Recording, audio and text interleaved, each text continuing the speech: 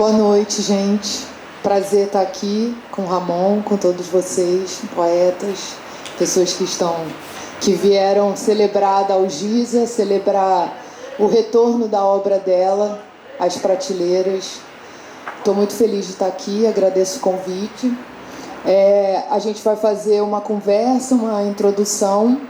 Em seguida vamos fazer um sarau, então temos aqui a fileira de poetas: Mariana, Yaneli, Tainá, Jamile Riquem, Rafael Neri, Paula Mares e Ramon, organizador.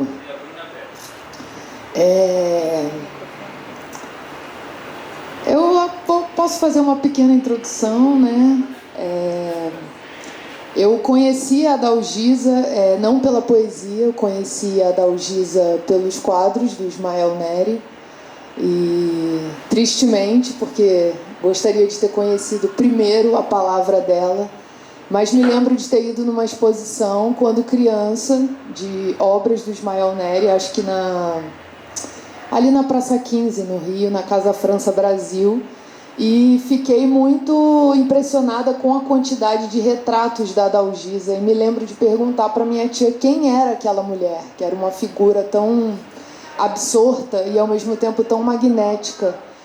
E a minha tia, na época, acho que eu tinha 9 anos, eu vou fazer 39, me contou a história da Dalgisa. Ela sabia a história da Dalgisa e a primeira coisa que ela disse foi: a Dalgisa foi uma grande poeta.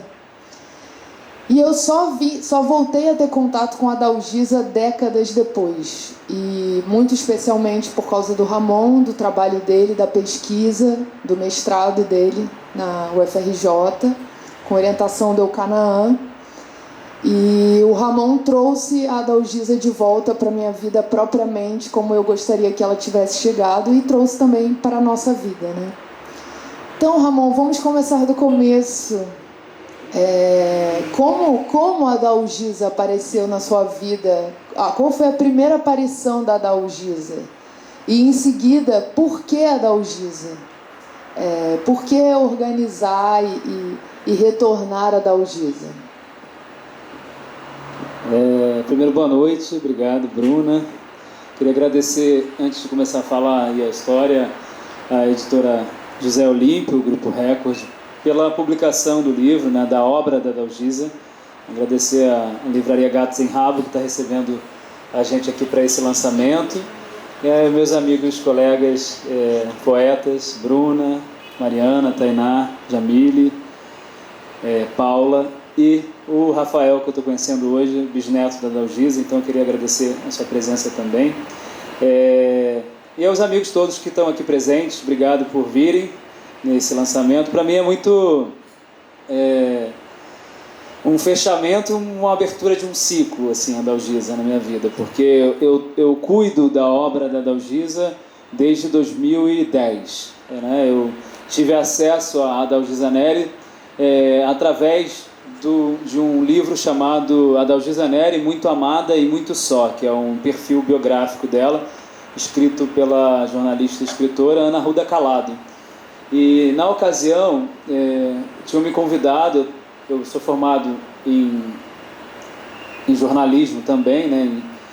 E nesse período eu estava trabalhando muito como jornalista na área de literatura. Então eu fazia muitas matérias, entrevistas e tinham me solicitado, na verdade, uma matéria sobre 3 mulheres fortes, que era a expressão que foi usada, e queriam que eu fizesse uma matéria sobre elas, que era a Yolanda Penteado, a Maria Martins e a Dalgisa Neri. E aí eu comecei a pesquisar. Eu lembro que na época eu comprei os livros de cada uma delas, sobre a história de cada uma delas no sebo, li e tal. E quando eu estava entregando a matéria era para o segundo caderno Ela, do Jornal Globo, e a matéria caiu. Assim, essa é uma matéria de capa, ela caiu. Eu fiquei muito frustrado, porque eu fiquei um mês fazendo a matéria e de repente tinha caído e tal. Eu falei: já estou com o material pronto, vou tentar publicar em outro lugar. E das 3, a que mais impressionou a história de vida foi a Dalgisa, porque ela tem uma história muito fora da curva, né? Assim, não só como sua trajetória como poeta, mas os casamentos dela. E aí, na ocasião, o Miguel Conde me convidou para escrever um texto. Na época ele era editor do Prosa e Verso, um caderno de literatura que existia no Suplemento Literário do Globo. E eu fiz um perfil da Dalgisa. Era uma data de 30 anos do falecimento dela. E eu consegui algumas fotos, só que até conseguir as fotos, eu fui na Casa Rui e ia tentar contato com a família dela para saber quem estava responsável pelo material. E na Fundação Casa de Rui Barbosa, lá funciona, espero que ainda esteja funcionando após esse governo horrível que a gente teve no Brasil, mas o Arquivo Museu de Literatura Brasileira. Então o Arquivo Museu ele foi fundado pelo Plínio Doyle e pelo Carlos Drummond de Andrade, que eles se encontravam num sábado para ler matérias de literatura e chamavam aquilo de Sabadoyle, recortavam matérias de jornal. Quando viu, o Drummond era um arquivista, né? Então ele guardava muita coisa de vários escritores. Então o acervo foi doado para a Casa Rui, fundada essa instituição, esse Arquivo Museu de Literatura, que tem o arquivo de mais de 60 escritores, entre eles a Dalgisa Neri. Estou vendo o Jorge Lira aqui, que trabalhou lá durante muito tempo, foi responsável pelo arquivo do Rodrigo de Souza Leão. Então o Arquivo Museu é uma instituição importante. Eu tive acesso a muitos materiais, porque lá está desde a cadeira que o Manuel Bandeira sentava, aos datiloscritos, aos escritos, manuscritos de poetas e escritores brasileiros, assim. E o material da Dalgisa estava lá, eu acho que muito também pelo trabalho da professora Ana Ruda, que ela, quando foi escrever a biografia, ela teve acesso a muitas fotos e cartas e manuscritos e sugeriu essa doação para a família. Mas ela tinha perdido o contato com a família, e eu coloquei na rede social perguntando no Facebook se alguém tinha contato com a família da Dalgisa Neri. E na ocasião, a Celina Porto Carreiro, uma poeta e escritora carioca, ela me respondeu dizendo que conhecia a nora da Dalgisa Neri, que é Elizabeth Filseden, e eu fui até a casa dela. Ela foi casada com o filho mais novo da Dalgisa, Emanuel Neri. A Dalgisa teve 7 filhos, mas só os dois sobreviveram, o primeiro e o último, 7 filhos, com o Ismael Neri.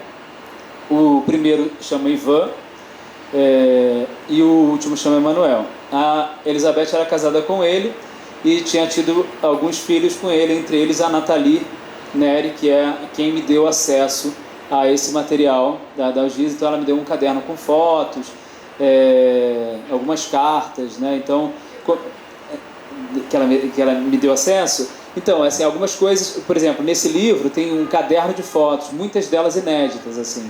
Então tem, por exemplo, foto do Ismael com a Dalgisa, raríssimo de ter, porque o Ismael e a Dalgisa foram casados muito jovens. Ela tinha 16 anos, ele tinha 19, um pouco mais que isso, e depois ele morreu de tuberculose aos 33. Então tem uma foto dela com ele, por exemplo, visitando ele no sanatório em Correios, onde ele estava internado para tratar a tuberculose.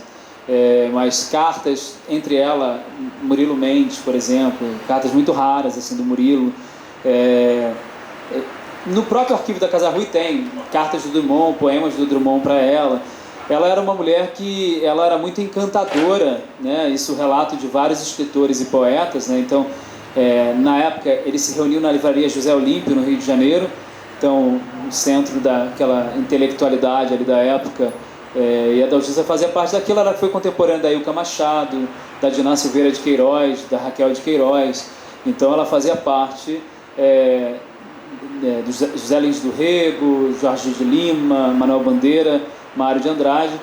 Então eu comecei a pesquisar mais ela para fazer essa matéria, e fiz um perfil contando um pouco da atuação da Dalgisa enquanto poeta e enquanto jornalista também.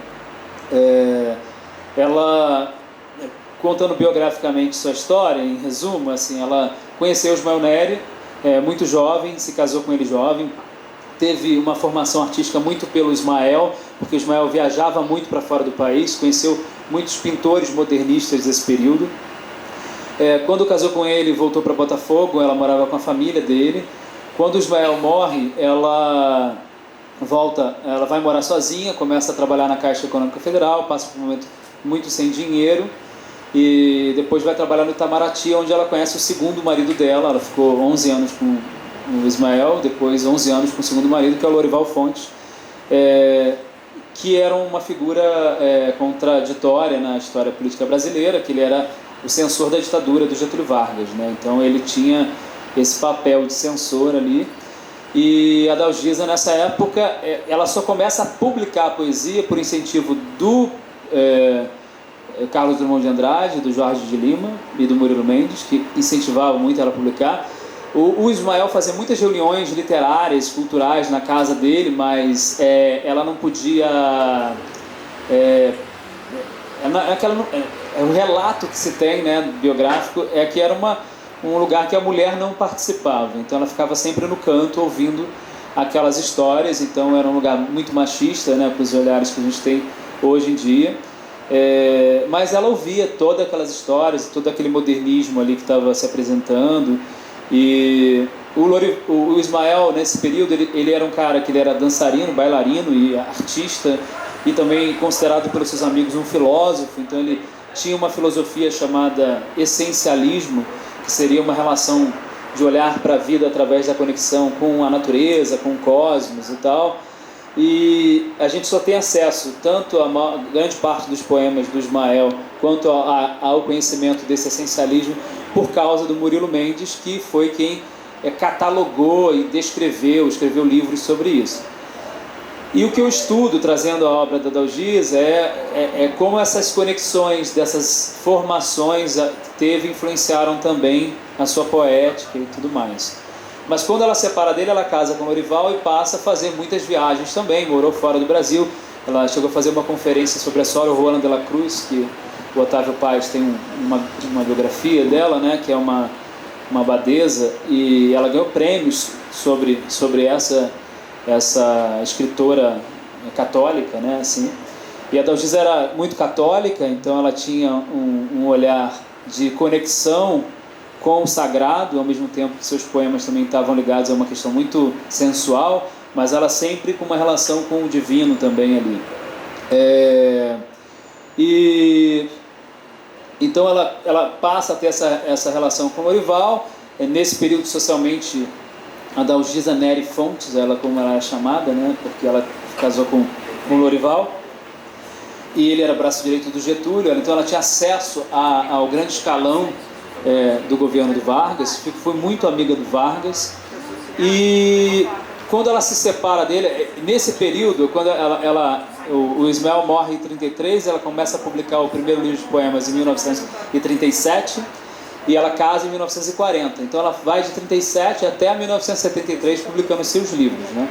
Período que ela publica os livros, quando ela está ao lado do Lorival Fontes, é o que eu considero seus livros mais tristes, assim. Ela tem poema chamado Poema da Mulher Triste, Poema da Mulher Ausente, A Mulher Ausente.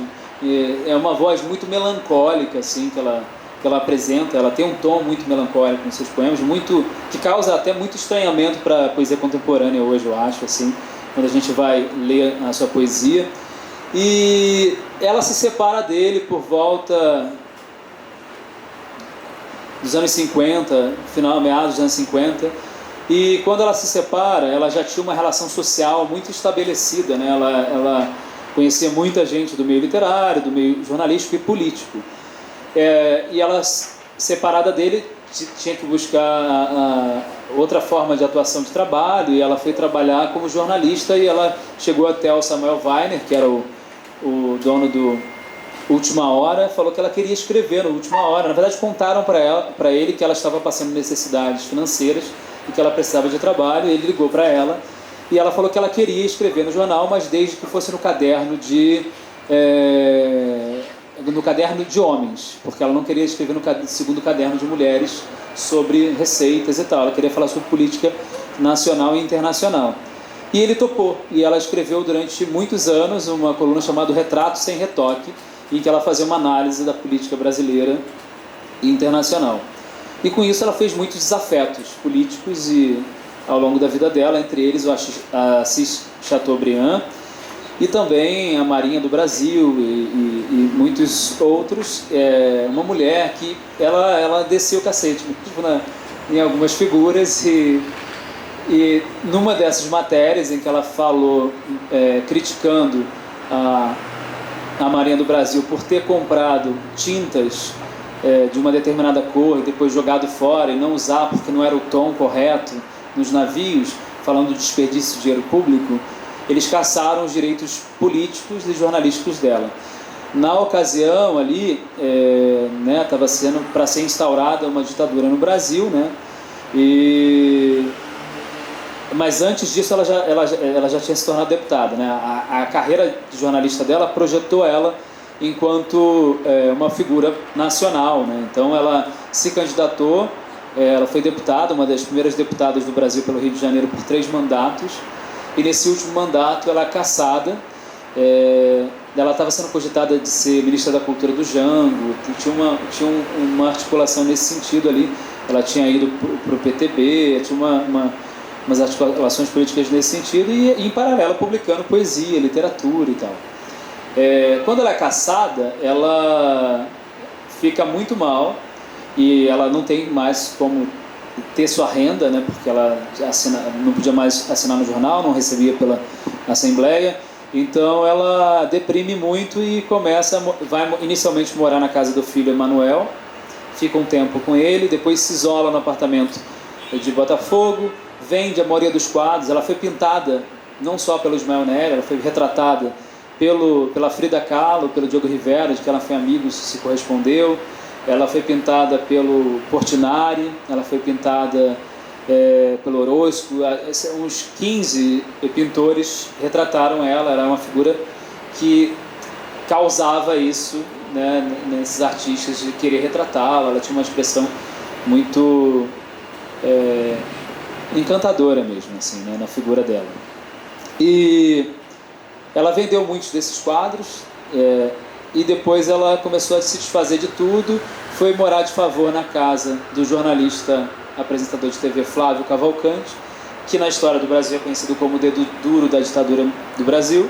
Isso faz com que também ela seja deixada de lado intelectualmente por muitos artistas, porque ela tinha essa relação de amizade com essa figura. Ela dedica o livro Neblina, né, da Adalgisa, publicou poemas e publicou romance e crônica e contos, né? Então ela tem o primeiro romance dela, A Imaginária, que é a história de uma figura que conta de forma autobiográfica ali uma relação, como se fosse a relação dela com Ismael. Berenice seria esse alter ego da Adalgisa. E depois ela publica Neblina, já lá mais para o final da vida, em 72, se eu não me engano.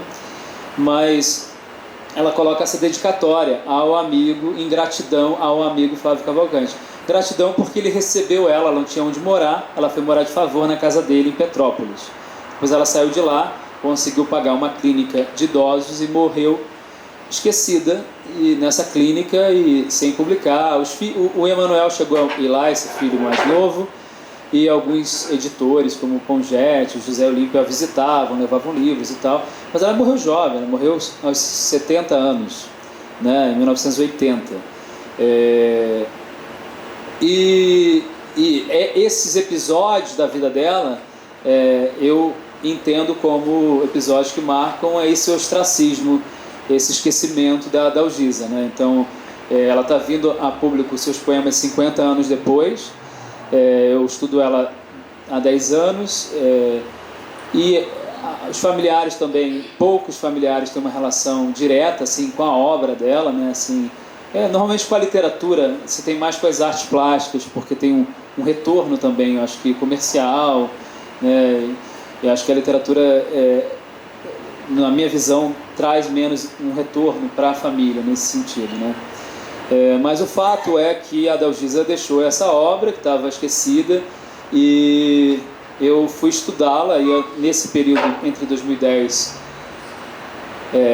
para cá, em 2017 eu prestei um mestrado para a UFRJ, e aí eu fui estudar os poemas dela, entendendo por que essa figura está esquecida e de que maneira que ela está colocada dentro do modernismo brasileiro. O que é o modernismo e por que algumas pessoas ficam de fora desse cânone, né? Então, e principalmente as mulheres, né, dentro dessas escolhas do...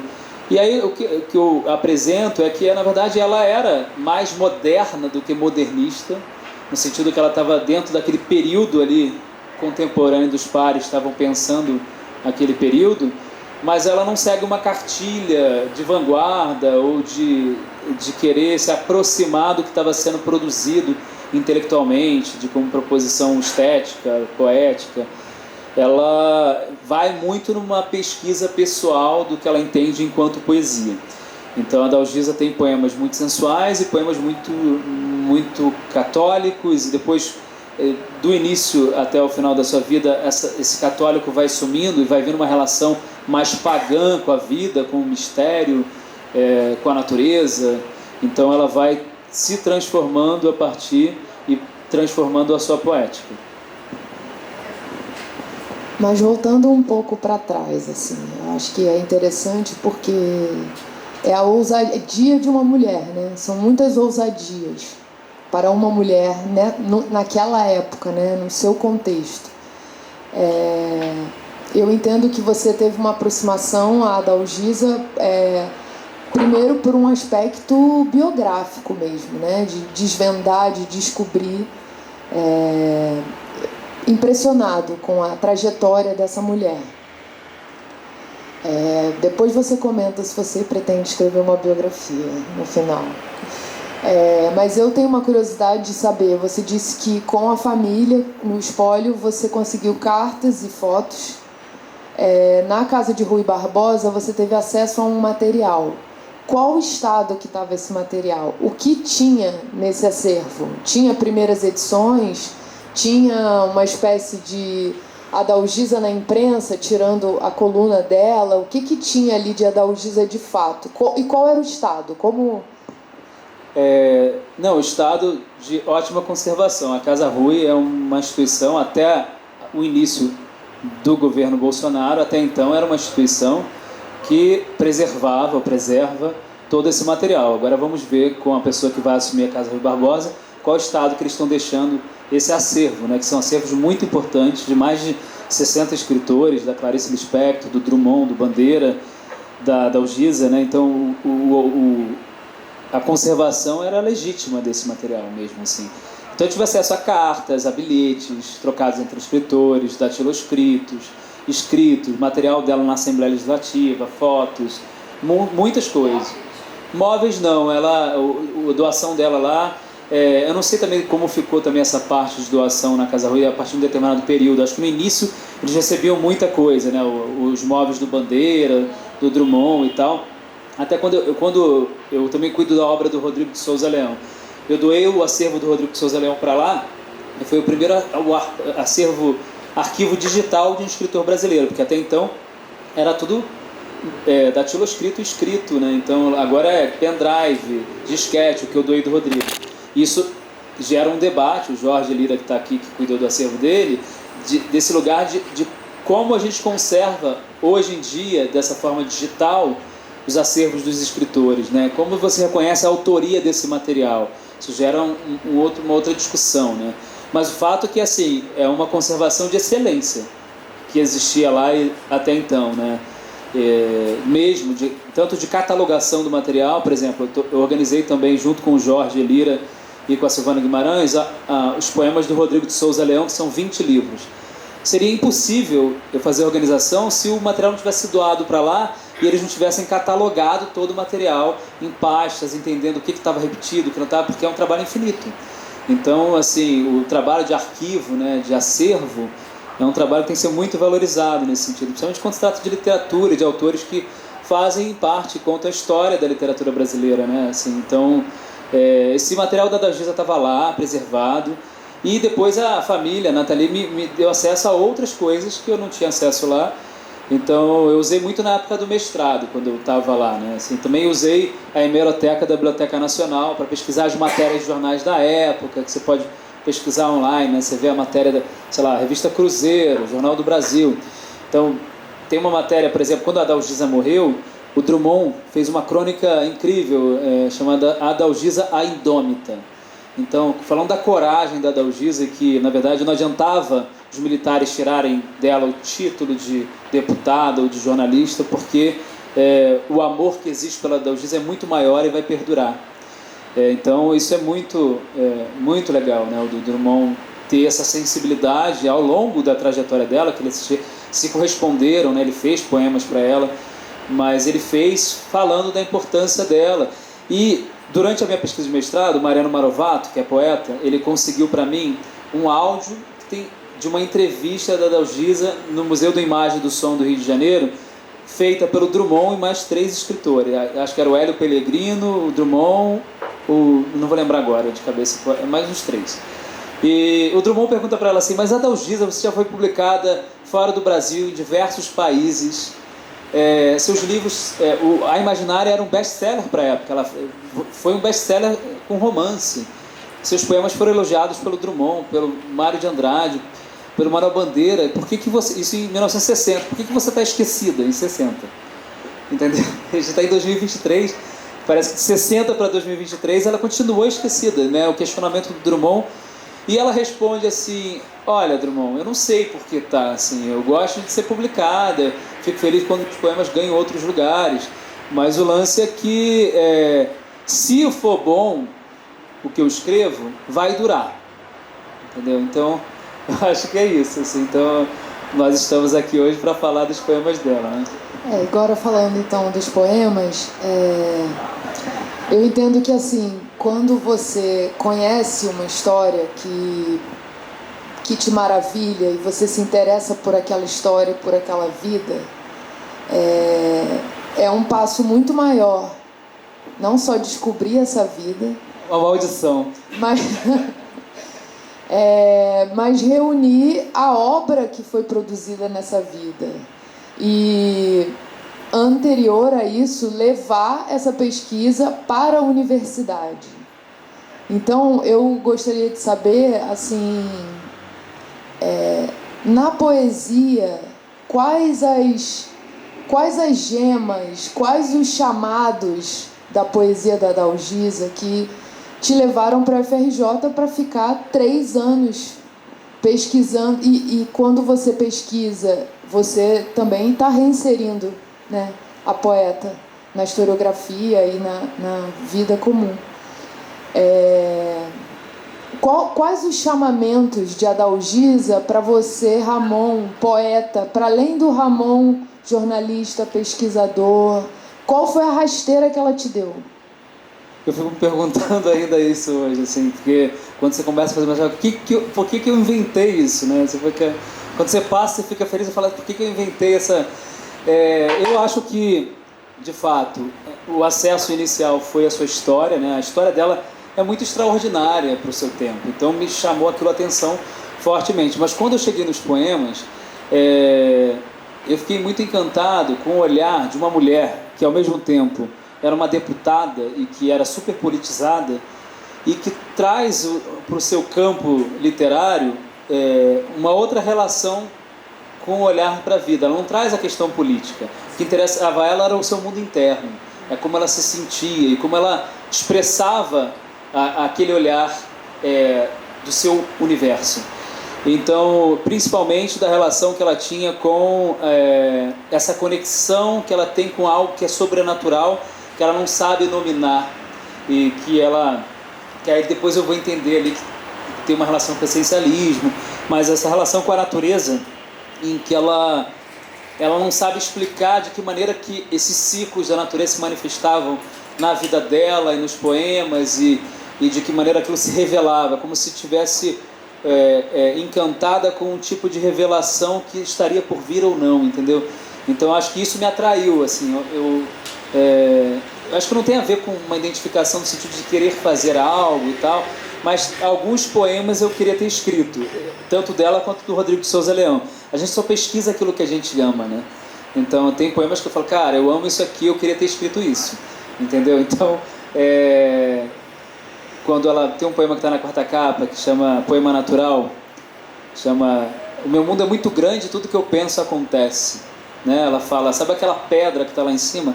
Eu sou lá, ela sou eu, sabe? Então, quando eu li isso, eu falei, cara, eu queria ter escrito esse poema aqui, assim. Então é meio isso, mas ao mesmo tempo, esse encantamento com a poesia não me tira também um olhar de crítica, entendeu? Assim, de saber que também há uma oscilação na sua poesia, uma crítica às suas escolhas, né, de trajetória ali, que a fizeram ficar nesse lugar. Então, eu acho que é reconhecer isso, mas para mim foi muito difícil, porque em alguns momentos eu pensei em deixar de estudar no mestrado, assim, mas será? Porque olha o que aconteceu, o que ela fez, não sei o quê. Eu falei, cara, eu vou focar nos poemas, entendeu? Vou ter esse olhar de me distanciar dessa figura, analisar a poesia e contextualizar ela, porque ela merece ser lida, entendeu? Ninguém merece ficar no esquecimento, sabe? Assim, então eu acho que essa capacidade de querer olhar a vida, trazer as pessoas para estarem na roda, né? Para estar na ciranda, a gente poder compartilhar, independente das divergências que possa ter. Isso é muito difícil, né? Isso é um exercício cotidiano, nesse mundo que a gente vive hoje, diário, né? Sim, mesmo. Então, mas eu acho que a poesia dela é além dela, além da biografia dela, né? A gente fez questão de colocar os inéditos de fotos, registros biográficos e tal, e também uma fortuna crítica de como foi a recepção dessa poesia quando ela estreou. Nossa, o Bandeira louvava, né, a recepção poética dela, o Mário de Andrade. São pessoas que são muito respeitadas ainda hoje, né, e que a gente tem como referências de criadores no Brasil. Então, a poesia dela me ensinou isso, né, assim, estudar ela me ensinou isso, assim. Foi um embate mesmo na dissertação, né? O meu orientador, o Canaã, ele conhece muito do modernismo, mas ela fugia muito do modernismo também. Então, como que a gente entendia? E aí o entendimento foi que ela pertencia a um outro modernismo, e não ao modernismo que se coloca como único. Então, ela faz parte de uma outra história, como muitas outras poetas, como a Gilca Machado, por exemplo, né? Então, a gente tem, eu acho que um olhar de leitor, de ter a generosidade de entender e de acolher, de conhecer. Acho que, e eu fico feliz, assim, enquanto poeta, de trazer ela para casa, que ela publicou a vida inteira, sabe? O José Olímpio publicou ela a vida inteira, de 1937 a 1973. Então, trazer ela para casa que trouxe, e a edição que a Lívia e a equipe da José Olímpio fez, sabe, de cuidadosa, bonita. Então, assim, eu acho que ela merece isso, assim, porque a cultura no Brasil, né, cada vez, né, nos últimos anos, muito desvalorizada. E ontem, por exemplo, saiu um edital do MIC. Eu estava lendo a Micheline Veruschi criticando que não saiu edital de literatura, né, dentro do MIC, né? E acho que a gente tem que se manifestar sobre isso, porque a literatura é sempre esquecida, é sempre o patinho feio, né, nos editais. Realmente a gente tem que falar, assim, porque nesse novo governo que tem, a gente tenha realmente acesso a menos impostos nos livros, né, mais acesso, os livros sejam mais baratos. Eu queria que esse livro fosse muito mais barato do que ele é, para que ele pudesse ter mais acesso. Mas aí tem uma coisa do organizador e do autor, que você tem um limite da participação, né? Essas escolhas passam a ser mercadológicas, editoriais, né? Então vai para um outro lugar. Então, eu acho que é isso. A Dalgisa me trouxe por esse... ela me trouxe pela sua história, mas ela me manteve pela sua poesia. Eu acho que se fosse só pela história, eu não teria continuado. Então, acho que eu vou parar de falar um pouco para passar a palavra para a poesia dela com vocês. É isso. Se alguém quiser fazer alguma pergunta. Alguém quer fazer alguma pergunta? Tá cheia a casa. Que alegria. Vocês? Ninguém quer se manifestar? Pode ficar sem vergonha, gente. Alguém quer falar alguma coisa, perguntar? Então, de boa. Vamos começar a leitura? Vamos começar a leitura, então. Se alguém quiser chegar para cá, sair da porta, vir para o lado de cá, fica à vontade, pode circular aí, tá? Eu convidei aqui pessoas que eu admiro, né, que quiser, para fazer parte dessa leitura. Começar pela Bruna, que é a minha amiga da poesia há muitos anos. A gente conheceu pela poesia e ficou, né, até hoje, assim, muito próximo. Então, agradecer a Bruna, que fez a orelha desse livro. E os outros poetas, acho que com exceção do Rafael, que eu estou conhecendo hoje, que eu conheci, né, mais virtualmente para fazer o convite, mas eu conheço em momentos diferentes da minha relação com a poesia. Mariana, Tainá, Jamília, Paula. Então, queria já agradecer a vocês. Assim. Eu queria convidar a Jamília, né? Vai começar a fazer a leitura. Então, Jamília, senta aqui, ó.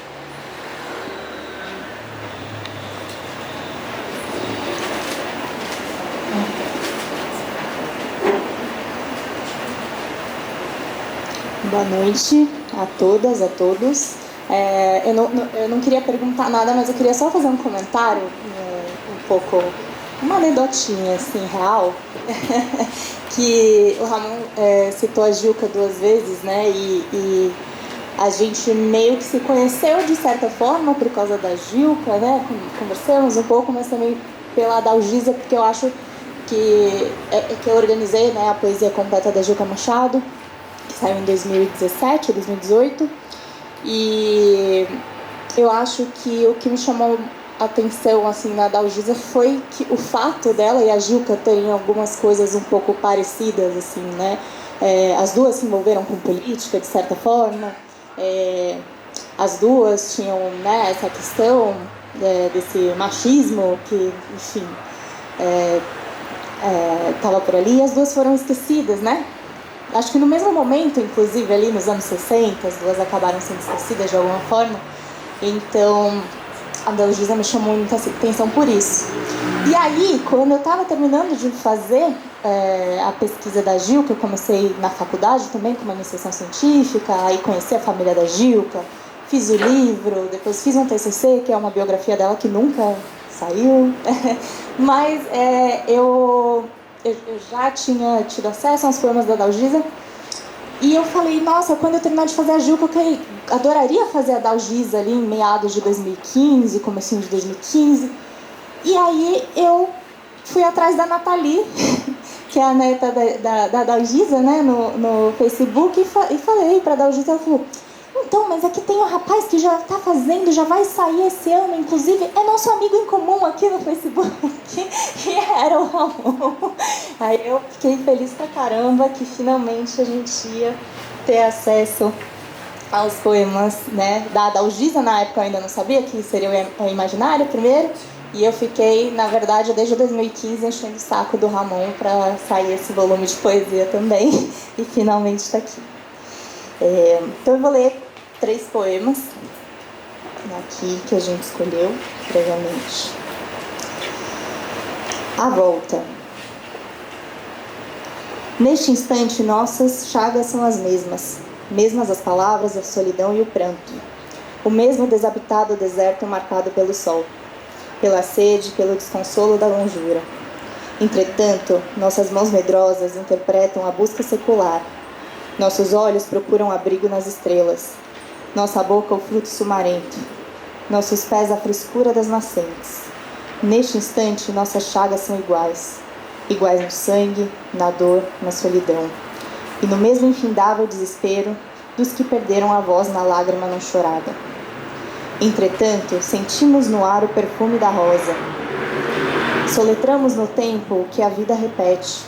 Procuramos alento no linho das mortalhas e nas duras confissões de nossa carne. Nesse instante, o nosso silêncio é o mesmo silêncio dos penhascos, insensíveis à fúria do oceano.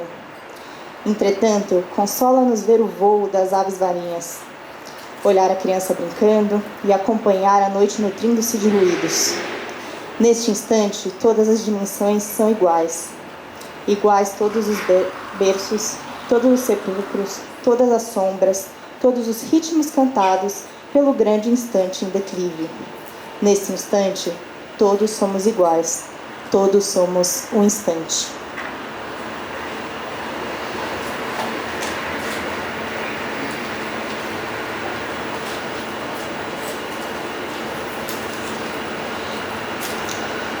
Sentimento geral. Sentir todas as mutações dolorosas do espanto, tangidas como fibras pelos dedos violentos do acontecimento. Conhecer a impossibilidade de deter a vigorosa imaginação, alimentada pela torrente viva da realidade. Tropeçar nos ventos carregados de tenebrosas angústias. Atirar-me em desabalada corrida sem meta, por caminhos invisíveis. Perceber muito ao longe a linha da compreensão e senti-la fugir entre um e outro palpebrar. Colher na boca, entreaberta pelo desespero, a solidão e o escuro que sobem dos abismos marginais. Ver a alma despregar-se e abandonar o corpo a determinações suspeitas. Sentir o olhar apresentado a faces que a memória desconhece. E depois guardar no túmulo dos ouvidos o eco das palavras transformadas em verbos. Para o grande festim dos sentimentos acuados. Saber do impraticável esforço da autorrecuperação. Desde que a razão, fascinada pelo sexo da liberdade, perdeu-se da harmonia e do equilíbrio. E ao fim de todas as coisas que o espírito açoitado conservou, saber com santa humildade, ante as forças mais secretas, que não atravessei a fase inicial da grande claridade, mas que sob a morte percebo ainda as rosas perfumando as brisas do amanhecer, que ouço as águas virgens cantando com os pássaros e vejo a terra agradecendo com frutos sumarentos aos terrivelmente tristes que virão depois de mim.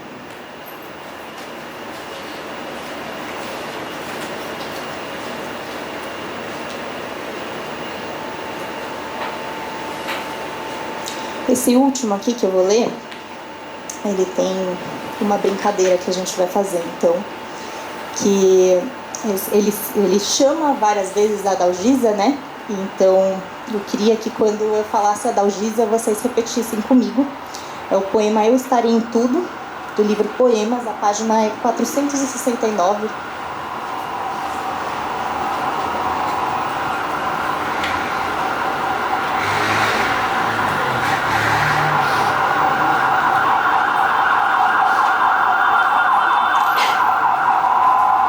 Eu estarei em tudo.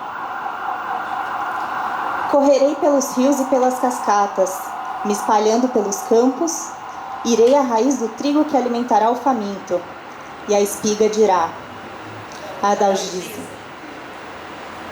Passarei nas madrugadas entre as estrelas e o sol, serei orvalho, umedecerei as folhas do linho que cobrirá o recém-nascido, que no primeiro vagido dirá, Adalgisa. Esticarei meu corpo num raio de sol para aquecer o convalescente, e seu pensamento dirá, Adalgisa. Cairei com as folhas mortas, subirei à copa das árvores, me transformarei em humus, engrossarei a sombra para o lavrador cansado, que acariciando a enxada dirá, Adalgisa. Virei do alto dos montes, fresca e com perfume de mata, serei sorvida pelas narinas do forneiro, que aliviado dirá, Adalgisa. Penetrarei nas fendas da terra, bem junto ao tronco da árvore, e com os meus seios apodrecidos alimentarei as flores e os frutos, para que, comendo, os pássaros cantem, Adalgisa. Serei inseto, abelha, transportarei o pólen das flores, elas serão levadas às noivas pelos noivos, que em vez de palavras de amor dirão, Adalgisa.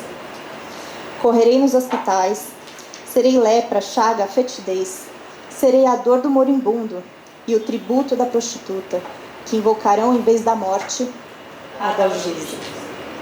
Sairei do bem e do mal, das vozes dos minerais, dos animais e dos vegetais.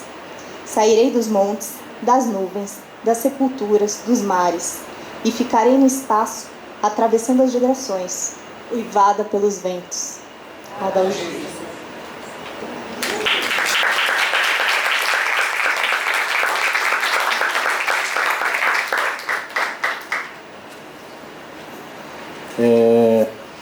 Respondi essa pergunta, né? Você queria fazer biografia? Não tenho vontade. Não, eu acho que... Eu estava falando no início sobre um ciclo, né? Eu acho que, na verdade,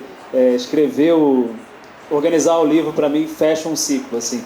Na verdade, eu tenho um compromisso de editar ainda 2 livros de contos dela, pela editora. e um chama Og e o outro chama 22-1. A ideia é fazer um livro só e publicar os livros de contos. E aí eu encerro a minha participação com a Adalgisa em organização de trabalho por enquanto, e com o Rodrigo de Souza Leão também. A minha intenção é finalizar organizando os seus poemas, lançando o livro, e focar no meu trabalho, na minha poesia, porque dá muito trabalho, gente. Dá muito trabalho. E aí acaba... eu me sinto meio Shiva, né? Assim, fazendo com o braço, fazendo as coisas e tal. E aí você tem que pagar as contas, porque a literatura não paga essa conta, né? Você faz tudo isso, mas a literatura, de fato, por enquanto, não é um meio, né? Assim, que mantém-se. Então, claro que há outros desdobramentos, mas eu digo não publicar um livro, né? Publicar o livro não banca o autor. Mas é importante que os amigos comprem os livros. Mas então, respondendo essa pergunta, não tenho vontade, porque eu acho que a biografia da Ana Ruda, ela merece uma nova edição, mas ela é muito completa. Eu acho que ela mereceu essa edição aqui, ó. A capa é o Cândido Portinari. Acho que ela é de 97, se eu não me engano, então poderia ser republicada, eu acredito. Mas, então, agora para continuar os poemas de Adalgisa, eu queria convidar a Mariana Ianelli, poeta, amiga. Vem para cá, senta ali. Obrigada, amor. Estamos aguardando um livro seu, há muito tempo já. Assim, há uns 2 anos, 3 anos estou aguardando.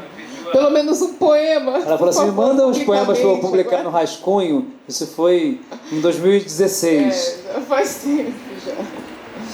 Boa noite, é muito lindo ver a casa cheia para ouvir a voz dessa mulher agora encarnada em nós aqui. E eu escolhi poemas bem do início ali da Mulher Ausente, de 1940. Poema A Filha Triste. Teu pai é aquele que tu olhas com a condescendência das mães. É aquele que errou e contou com a tua inocência. É aquele que te escandalizou com seus pecados da carne. Teu pai é aquele que causou a primeira tortura em teu coração. É aquele que devia ser desconhecido para a tua experiência do mal. É aquele que te mostrou a ti mesma. Teu pai é aquele que permitiu com sua origem que tu te encontrasses dentro do universo. Sabedoria, para Jorge de Lima. Vem, homem amigo, coloca-te em ângulo e verás as lamentações que vêm dos campos, porque as raízes não brotaram. O grito que vem dos mares, porque os peixes morreram e as sereias fugiram. A angústia que vem dos montes, porque o sol parou no vale de Gedeão e as pedras cobriram-se de lodo. As queixas das estrelas apagadas como corpos cegos. O gemido da cabeleira de Absalão, que ficou retida nos ramos de terebinto. E terás, homem amigo, a sabedoria dos campos, dos mares, dos montes e dos astros. Coloca-te em ângulo e tenta curar o corpo purulento e chagado do que te calunia. Vê se descobres, através de lentes e de estudos, o mal da carne que recorda o verme, a sepultura e o pó. Torna-te compassivo e irmão do teu irmão, e serás, homem amigo, um pouco de bondade e eternidade. Coloca-te em ângulo e faze por não julgar. Sê condescendente com o que ama, com o que erra, com o que é concebido no prazer e dado à luz nas dores, e terás, homem amigo, um pouco de perfeição e semelhança. Serve-te das nuvens como asas, passeia nas regiões polares e, quando a friagem cobrir tua existência, quando a noite se deitar sobre teu corpo, procura com um sorriso bom teu pensamento melhor e aquece teu gesto de renúncia que gelou. E saberás, amigo homem, que estás contigo, que és duplo em ti mesmo, que possuis a sabedoria do universo, do corpo, da angústia, do equilíbrio e do perdão. E então, homem amigo, sabes muito. Mas, quando as verdades em bloco te esmagarem, quando descerem sobre ti as razões e não aceitares, quando não te humilhares diante do mistério, então, homem amigo, nada sabes. Escultura. Eu já te amava pelas fotografias, pelo teu ar triste e decadente dos vencidos, pelo teu olhar vago e incerto, como dos que não pararam no riso e na alegria. Te amava por todos os teus complexos de derrota, pelo teu jeito contrastando com a glória dos atletas, e até pela indecisão dos teus gestos sem pressa. Te falei um dia fora da fotografia. Te amei com a mesma ternura que há num carinho rodeado de silêncio.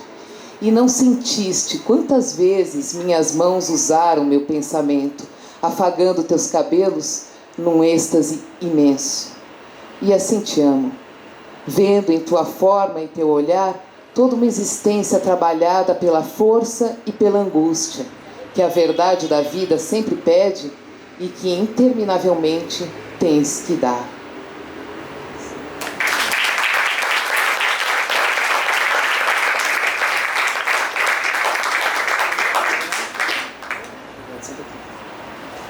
Obrigado, Mariana. Queria convidar a Tainá Rei, minha amiga. Tainá é carioca, mas trabalhando em São Paulo há um tempo, né, Tainá? Por isso que eu estou aqui nesse lançamento de São Paulo. E eu conheci a Dalgisa por conta do convite de Ramon. Agradeço muito por isso, porque lendo esse livro aqui já descobri várias peças que eu também gostaria de ter escrito, de coisas que eu achei maravilhosas. E obrigada às amigas que vieram prestigiar e a todos vocês também. Eu escolhi 3 dos poemas que eu mais gostei. Então, vou começar pelo pensamento.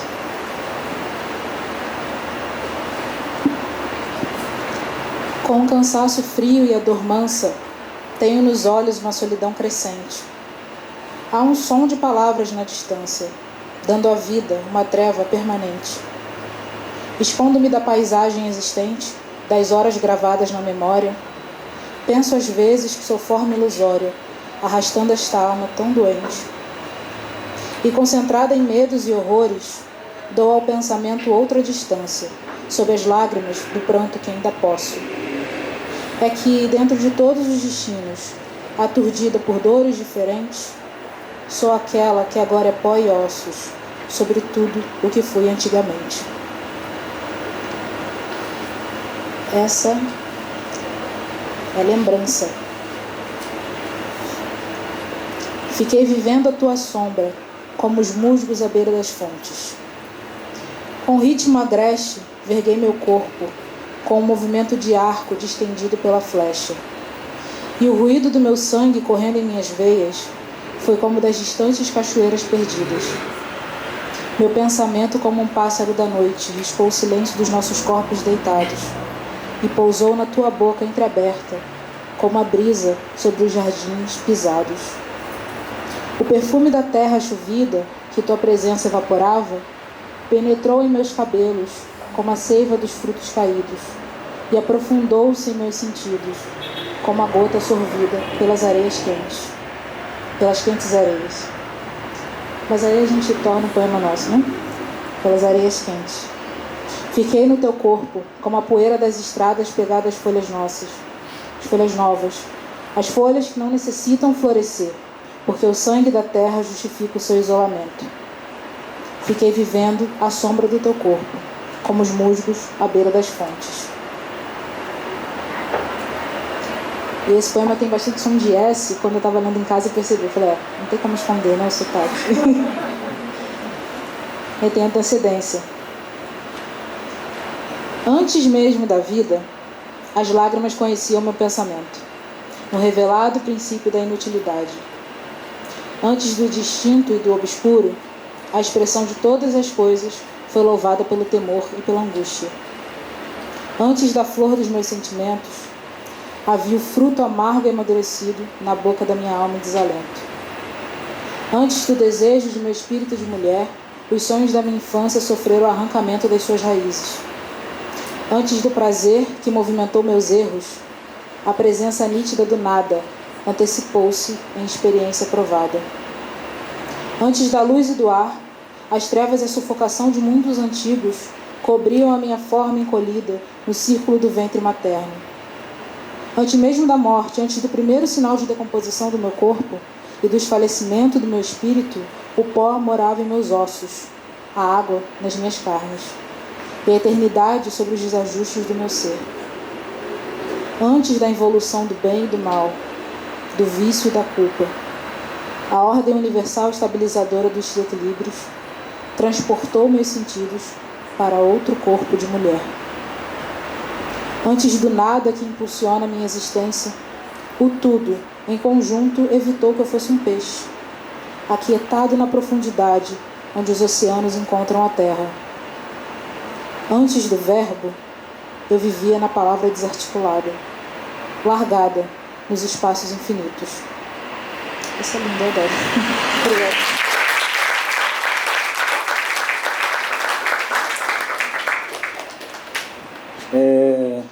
Cadê a Paula? Paula Mares Rui. Paula é poeta, é atriz, é palhaça. Eu invejo ela que ela é palhaça, cara. Eu queria ser palhaça.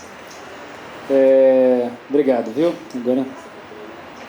Agradeço a oportunidade por ter me apresentado a ela. Eu também fui introduzida à obra dela pelo Ramon. É bom ter uns amigos assim, né, sacudidos, que levam a gente a conhecer essas figuras impressionantes. Me apaixonei, já separei um monte. Quem sabe uma hora a gente está dançando algum. Daqui a pouco a gente está dançando algum. Eu e microfone, gente. Palhaço não está acostumado com isso. Esse é a grande pitonisa, as fronteiras da quarta dimensão. Na largura da noite, regressei ao pressentimento do não acontecido, e uma escavação consciente vislumbrou a fatal possibilidade de um novo ciclo de experiências. Folhei meus desejos, selecionei minhas sombras, analisei os tons diversos da minha sensibilidade, e tempos longínquos saudaram as restantes cintilações de adolescências viventes. Reconheci-me dentro do ceticismo que resseca e do amargor que aumenta a fadiga. A voz da noite ofereceu-me um significado mais profundo das minhas emoções particulares e da inextinguível força da vida. Meu pensamento, em sinais, contou-me o prazer irresistível do abandono ao túmulo do irrevelado. Meu corpo imóvel sentiu o regurgitar das existências contraditórias, movendo-se num limbo de espaços subjetivos.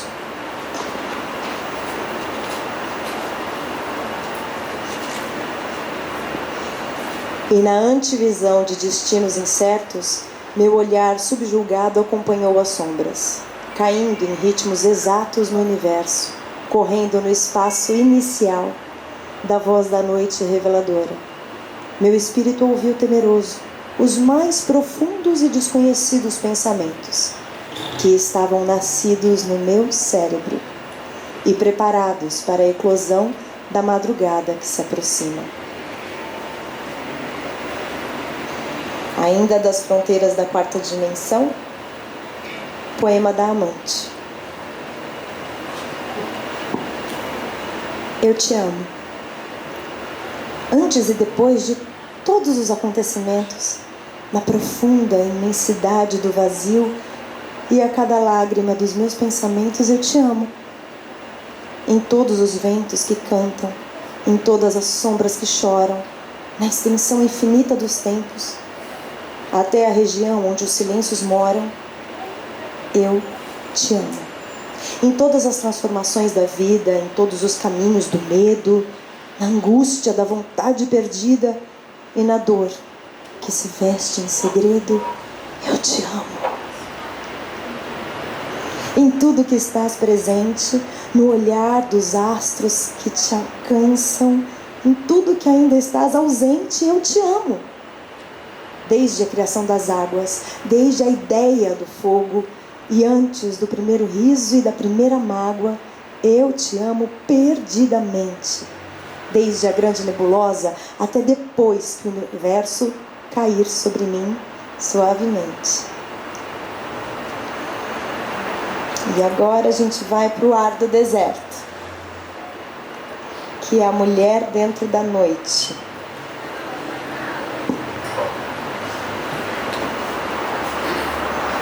Foge do seio da noite um perfume mais penetrante, mais forte, mais ácido e insinuante do que o das flores nascidas da morte.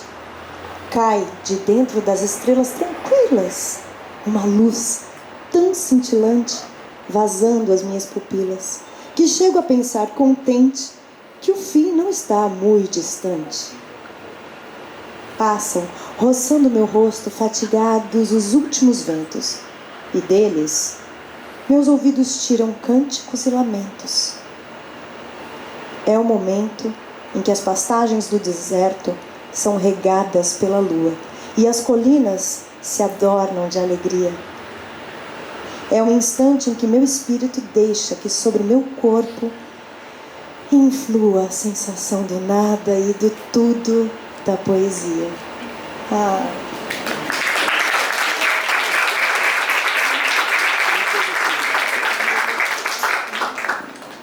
Bruna Beber, obrigado, Paula.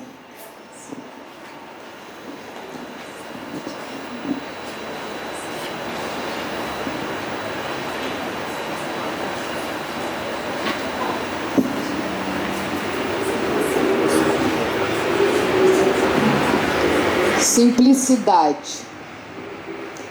Vida no vento, vida na rosa, vida no fogo, vida na pedra, vida na água, vida na luz. Vida no pranto, vida no humus, vida na vida do amigo, vida no silêncio, vida na angústia, vida no mistério da criança, vida na vida, cantando, cantando sempre na infinita vida da morte.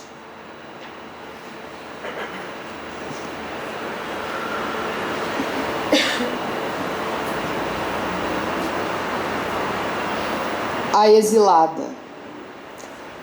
Mísera filha da noite, com as carnes do corpo deterioradas pelo pavor, com a alma dissidente do pensamento, com os sentidos exilados em polos distantes da vontade, por que te mantens entre os números infinitos? Mísera filha da noite, que buscas nos ruídos imperceptíveis, os traços dispersos de um reino remoto, desprendido das formas e vozes objetivas? Por que caminhas nas estradas sem roteiro? Por que, mísera filha da noite, dilatas o ouvido no grande silêncio das origens em marcha e percebes a inquietação das células que ainda não emergiram dos sexos? Dissolvida por amargas perplexidades, unida à voz que deu vibração eterna ao mal ignorado, estremecendo ao invisível contato do estranho mundo da imaginação nua. Por que, mísera filha da noite, não estancas diante da volumosa torrente de sucessivos perecimentos? Por que te agitas ainda entre os elementos de beleza, como sombra perdida, sem pressa de regressar ao turvo ambiente do mundo de acontecimentos singulares? Mísera filha da noite, cobre o teu corpo com os restos do silêncio e volta ao reino vegetal que te circunda.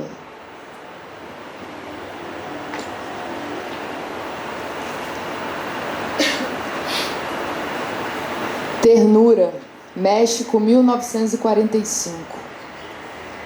Antes que eu me transforme em água e corra com os rios, cantando para as florestas escuras a canção sublime, deixa-me contemplar tua face amada para que a canção se eternize. Antes que os meus olhos se transformem nos minúsculos vermes que movimentam o solo, deixa-me receber a luz de tua boca, para que eu me ilumine como as estrelas no infinito da noite. Antes que minhas mãos se mudem nas pedras das montanhas, por onde caminharão os jovens pastores, deixa-me afagar teus cabelos, para que meu carinho se transforme na brisa que beija os grandes trigais. Antes que minha forma sirva, junto às raízes, para amadurecer os frutos, guarda-me na música do teu corpo, para que o mistério do amor baixe sobre o universo e banhe os espíritos perturbados.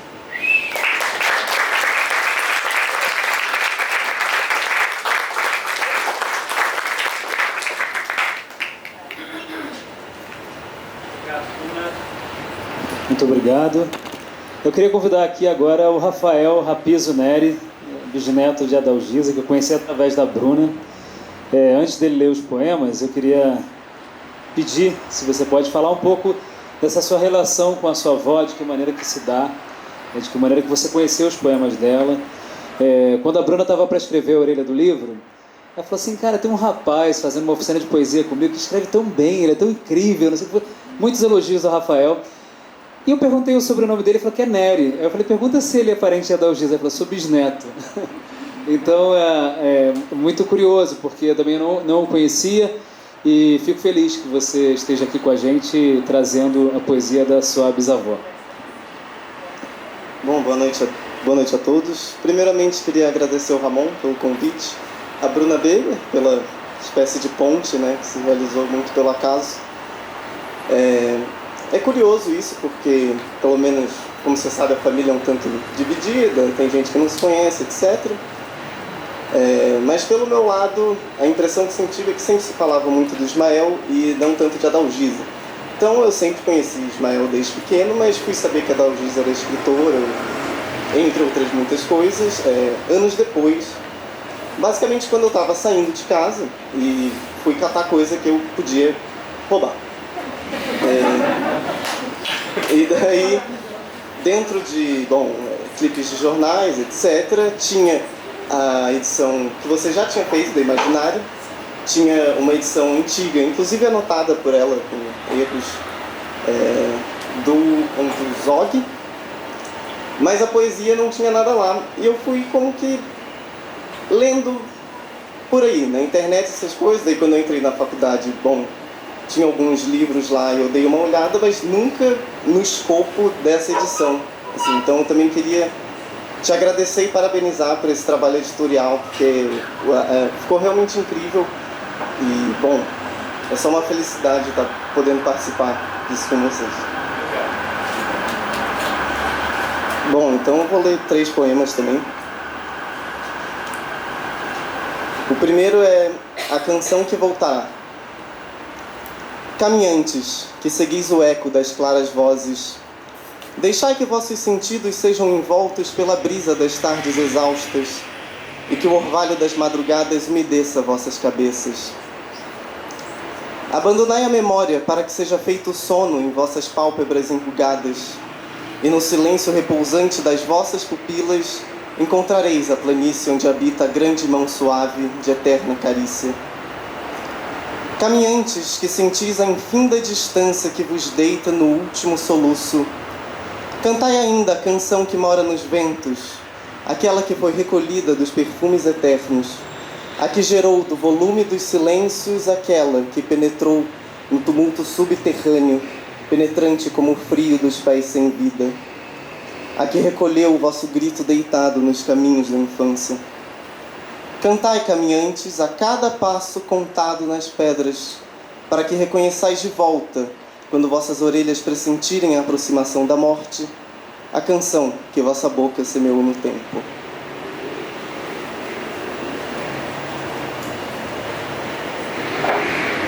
Esse é Paisagem. Todas as palavras estão tomadas pelo silêncio, e em todos os pensamentos mora o desconhecido. Todos os gestos foram invadidos pela cruel premeditação. A face dos recém-nascidos traz do ventre materno tudo que é incerto, inexpressivo e deformado, engrossando a legião de inquietos e suicidas. Todas as almas foram tomadas de paralisia. E o sexo funciona para as estatísticas como orquestração invadindo o espaço parado.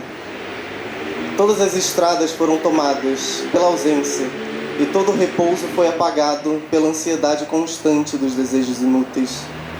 A lassidão total não fala sobre a certeza do irremediável. Porém, no côncavo do pensamento, a voz das coisas abre o caminho que os homens não quiseram penetrar.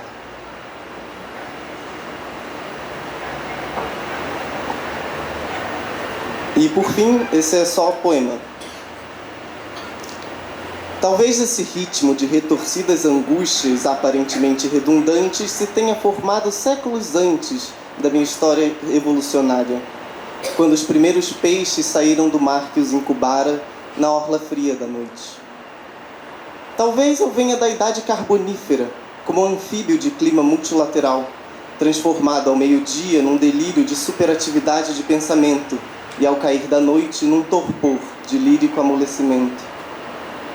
Talvez seja eu um afortunado e fértil animal, submetido com graça e discrição ao ritmo da força sideral, enroscando-me tranquilamente em qualquer canto do tempo, quando já diminuídos estão meus impulsos e meus nervos em resfriamento.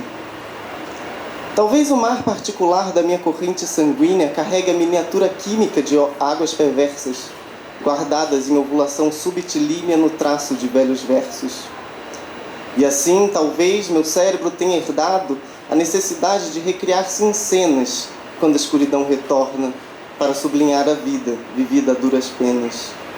Talvez seja eu os restos persistentes de todos os mundos mortos ou preexistentes.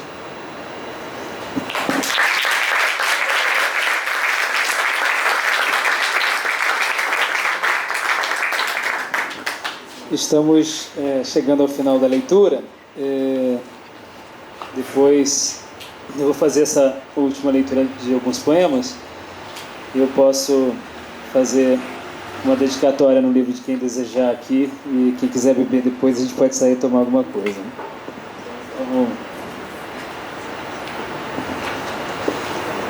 Então, o livro ele é grande, né? Então, só um minutinho.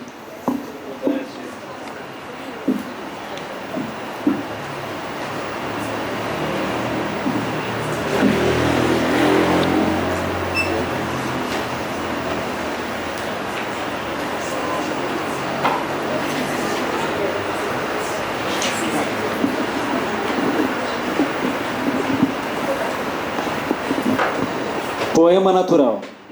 Abro os olhos, não vi nada. Fecho os olhos, já vi tudo. O meu mundo é muito grande, tudo que eu penso acontece. Aquela nuvem lá em cima, eu estou lá, ela sou eu.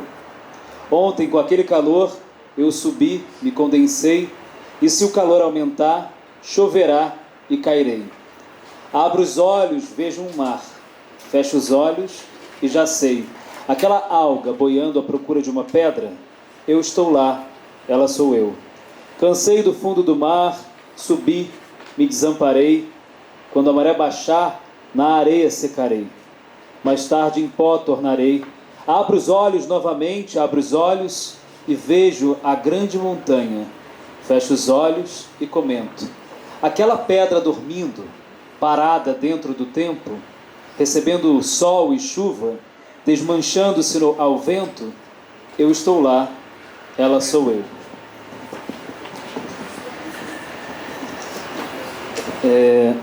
Eu estou lendo poemas do livro Poemas, que é o primeiro livro dela.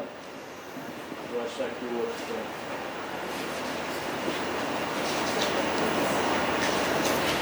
outro. Sabe que quando eu estava para publicar o livro, eu resolvi convidar uma amiga que é atriz, que está fazendo um projeto de transformar os poemas num espetáculo de teatro, é a Jordana Coric. Aí eu convidei ela para ir no cemitério visitar a Dalgisa comigo. Fui lá levar umas flores e tal, falando, tá saindo, a gente leu uns poemas lá, e aí ela está enterrada ao lado do Ismael Neri, no túmulo do São João Batista. Assim. Para conseguir a localização foi um périplo, né? Assim, a gente conseguiu finalmente assim, um documento que tinha e foi até lá e ela está enterrada debaixo de uma figueira. E eu achei muito curioso porque ela, na biografia dela, fala que quando ela era criança, ela deitava embaixo das raízes das árvores e pedia para se transformar em árvore. Eu acabei escrevendo um livro de poesia de infantil chamado A Menina que Queria Ser Árvore, baseado nessa história aí dela. Então esse poema aqui chama Cemitério Adalgisa. É o segundo poema do seu primeiro livro. Moro em mim fundos de mares, estrelas d'alva, ilhas, esqueletos de animais, nuvens que não couberam no céu, razões mortas, perdões, condenações, gestos de amparo incompleto, o desejo do meu sexo e a vontade de atingir a perfeição. Adolescências cortadas, velhices demoradas, os braços de Abel e as pernas de Caim. Sinto que não moro, sou morada pelas coisas como a terra pelas sepulturas. É habitada pelos corpos, moro em mim gerações, alegrias em embrião, vagos pensamentos de perdão, como na terra das sepulturas. Moro em mim um fruto podre, que a semente fecunda, repetindo a vida no sereno ritmo da origem. Moro em mim vida e morte, terra e céu, podridão e germinação, destruição e criação.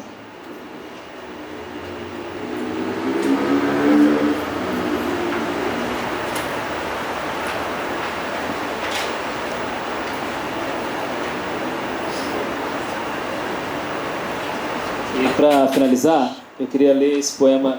Tem uma seção do livro chamada Poemas em Homenagem, que são poemas do Drummond, do Jorge de Lima, do Murilo Mendes para ela, e além de críticas de alguns outros escritores. Mas esse poema em específico é um poema que foi importante na minha dissertação como uma chave de entendimento da obra da Adalgisa, porque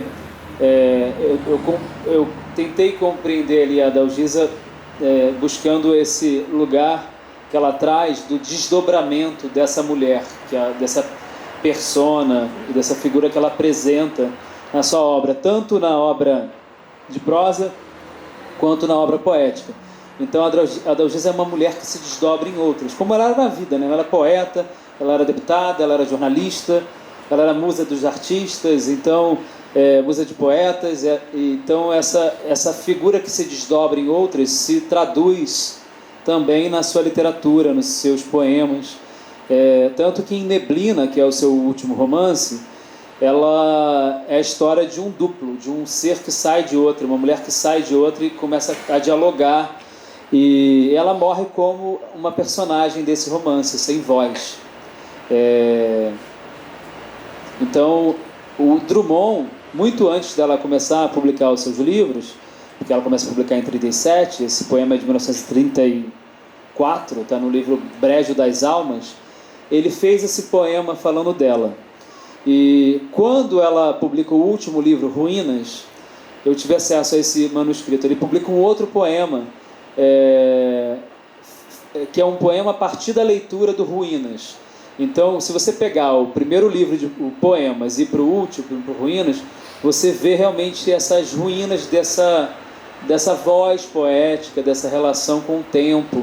Então existe isso muito fortemente na poesia dela. Desdobramento de Adalgisa, de Carlos Drummond de Andrade. Os homens preferem duas, nenhum amor isolado habita o rei Salomão e o seu amplo coração. Meu rei, a vossa Adalgisa virou duas diferentes, para mais a adorardes. Sou loura, sou trêmula, blândula e morena esfogueteada. Ando na rua e a meu lado colho bocas, olhos, dedos, pela esquerda e pela direita. Alguns mal sabem escolher, outros misturam depressa perna de uma, braço de outra, e em diviso sexo aspiram, como se duas fossem uma.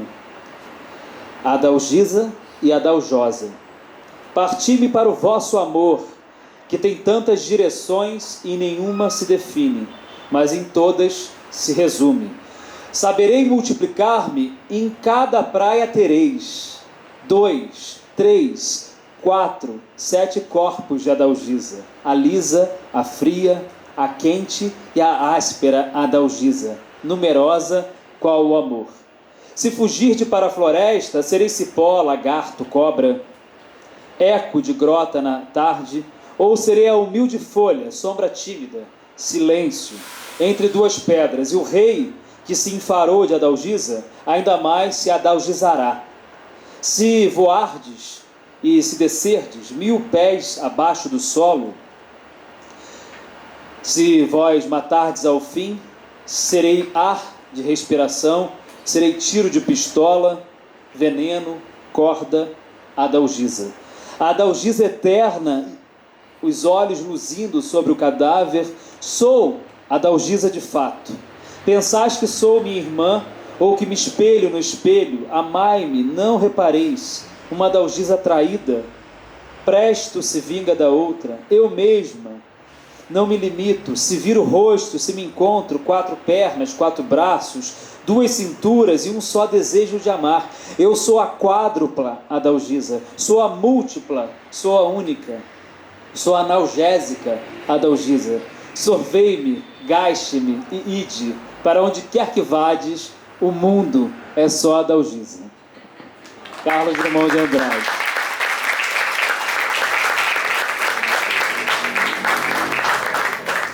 Para finalizar, eu vou ler o poema do Murilo Mendes para ela, chama Poema do Fã. Não bebo álcool, não tomo ópio nem éter, sou embriagado de ti por ti. 1000 dedos me apontam nas ruas, eis o homem que é fanático por uma mulher.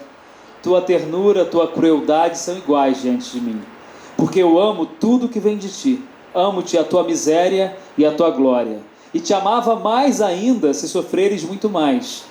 Caíste em fogo na minha vida de rebelado, sou insensível ao tempo, porque tu existes.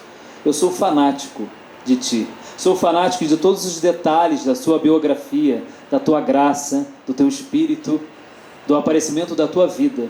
De ti, em todas as idades da vida, eu quisera ser uma unidade contigo.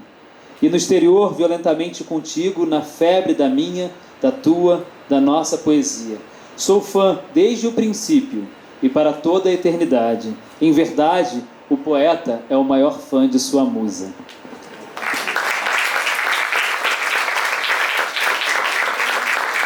Gente, muito obrigado pela presença de todos aqui. Muito obrigado a minhas amigas e meus amigos poetas que estão presentes. Bruna, pela condição. A Livraria Gato Sem Rabo pela recepção, a editora José Olímpio.